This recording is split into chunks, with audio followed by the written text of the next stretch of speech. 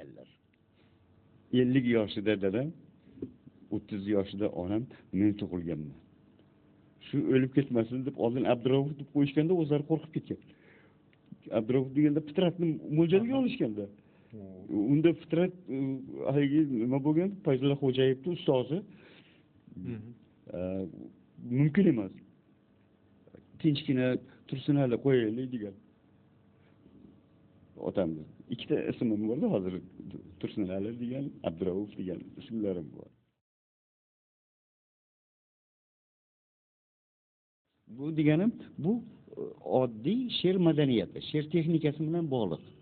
Mana bir so'zni aytdingiz, o'sha so'zni yonida ushlab turadigan joyi bo'lishi kerak. Bo'lmasa u she'r o'zini tushib ketib qoladi. Misrani to'la bog'lash uchun bu texnikaviy tomoni, endi she'rni oddiy texnikaviy tomoni. Masalan, deylik, Firdavsi bir zamon aytgan ekan, masalan, bitta Firdavsi ushlab turadi, bir zamon ushlab turadi. Harni o'tkinchi, fanoning o'zi, fano o'tkinchi ushlab turadi. Bitta misrani, bitta so'z, ikkita so'z ushlab turadi. Bo'lmasa so'z tushib ketib qoladi.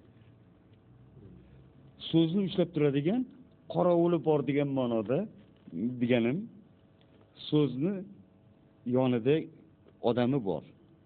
Mana bir odam ketyapti, u ishonchli odam bo'lsa, yonida yana bir ishonchli odam bor. Himoyachisi bor. Uni himoya qilish kerak. So'z yalang'och bo'lmasligi kerak.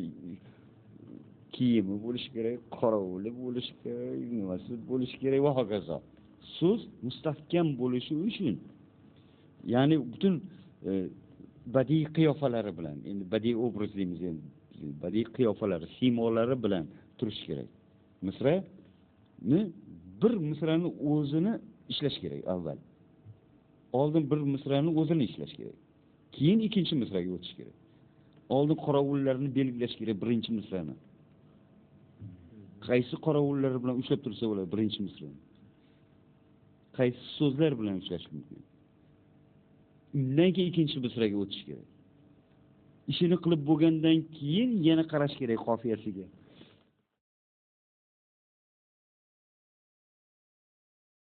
Men hamma do'stlarimni, masalan, meni tushungan, meni agar kimdir hozir meni ko'rayotgan bo'lsa, yo'q, ya'ni aytmoqchiman, hamma o'tkinchi bu dunyoda.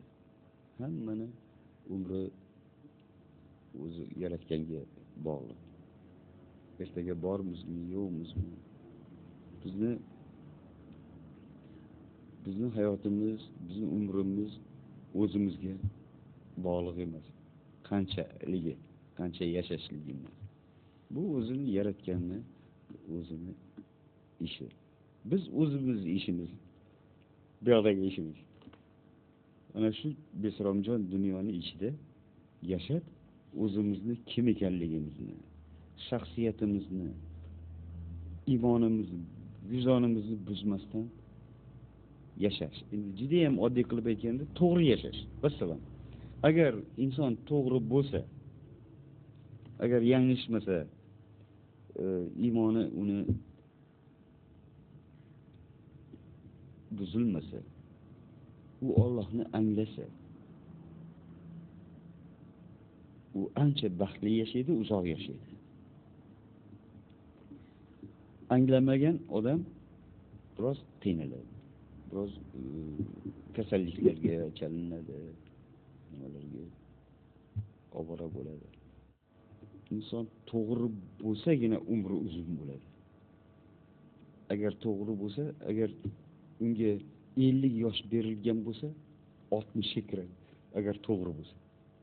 To'g'ri odamga ozgina yo'l bor. Chunki to'g'ri odam o'zidan o'zi havoni to'g'rilab yuta boshlaydi. Nimani anglashni to'g'ri anglay boshlaydi. Har holda yuragi keng, kechirimli mo'min musulmonni qarashi agar agar yanglishmasa,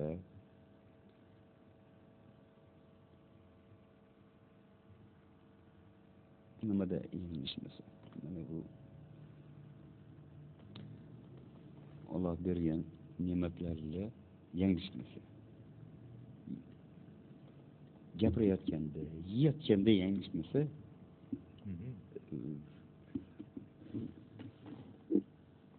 keyin kimgadir suyanib, kimnidir xizmatini qilib yurmasa,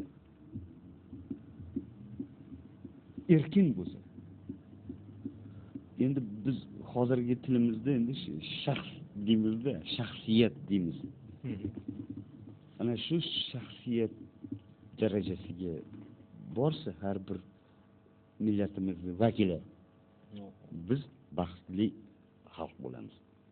Ya'ni biz ishonamizki, shuncha kuchli, shunday dahshatli ming yillar davomida shunday ulug' insonlarni bergan xalq cho'kishi mumkin emas.